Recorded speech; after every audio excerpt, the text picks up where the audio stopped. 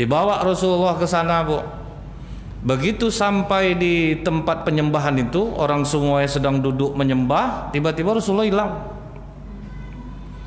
Cemas paman dan tantenya, Pak. Dicarilah dia kemana. Nampaklah Rasulullah ketakutan, Bu, di sebuah rumah, menggigil ketakutan.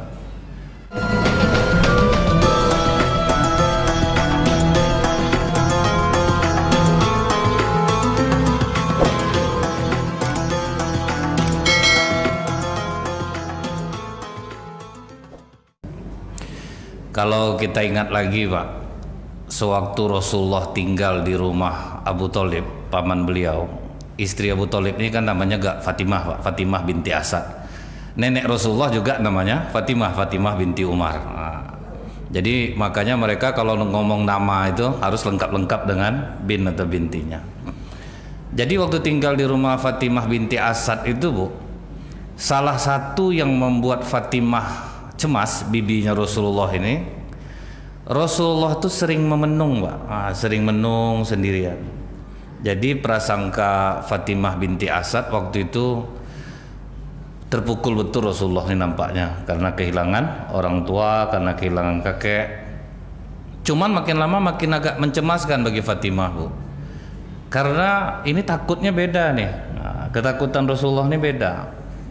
Akhirnya diomonginlah kepada paman-paman Rasulullah. Kata paman-paman Rasulullah, aku rasa Muhammad ini kena sama berhala kita nih, karena dia sangat membencinya. Jadi ingat ya Pak Ibu ya, Rasulullah itu kenapa akhlaknya itu mulia dan dijaga Allah, salah satunya adalah dia mencintai Allah di atas segala-gala.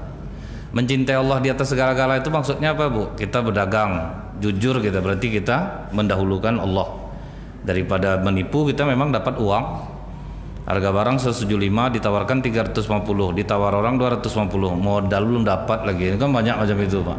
Padahal udah banyak labanya. Dan itu yang melakukan orang-orang sholat juga, Pak. Orang-orang sholat. Nah, jadi kalau kita mendahulukan Allah segala hal, jadi pejabat kita raih jadi pejabat itu, tapi gunanya untuk kita semakin dekat dengan Allah jabatannya, berdagang untuk semakin dekat sama Allah. Nah, ini dibolehkan, Pak, tidak salah dalam Islam. Tapi Rasulullah itu selalu mengunci kalau rasa-rasanya orang ini lemah. Seperti pernah paman Rasulullah minta jadi gubernur Mekah, Abbas, angkat aku jadi gubernur Mekah ya Rasulullah. Tidak, kau lemah, aku tidak ingin mengotori dirimu. Jadi Rasulullah itu kelebihannya, Bu, tahu dia ini lemah, ini bisa duduk di sini, ini tidak. Itu kelebihan Rasulullah. Jadi paman-pamannya berembuk lah, Pak. Kita bujuk lah Muhammad. Ini nampaknya Hubal mulai marah. Hubal itu berhala yang cukup besar. Jadi masih kakak-kakaknya Lata dan Uzza tuh, Pak. Itu lebih tinggi lah kritikan. Di atas Hubal ini ada namanya Bawanah. Itu yang lebih besar lagi.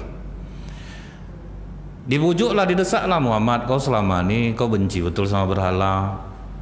Aku yakin kau temen-temen nih kena kau nih.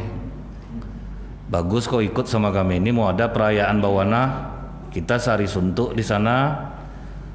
Karena mendesak semuanya, Pak. Akhirnya Rasulullah mengatakan mau.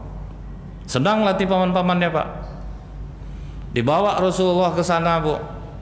Begitu sampai di tempat penyembahan itu, orang semuanya sedang duduk menyembah, tiba-tiba Rasulullah hilang.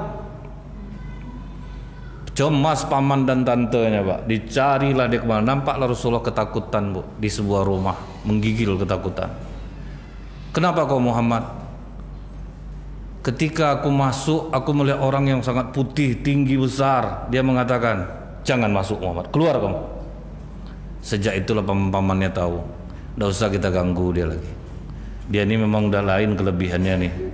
Biarin aja lah dia. Mau dia benci sama berhala, kita pokoknya diam aja lah lagi.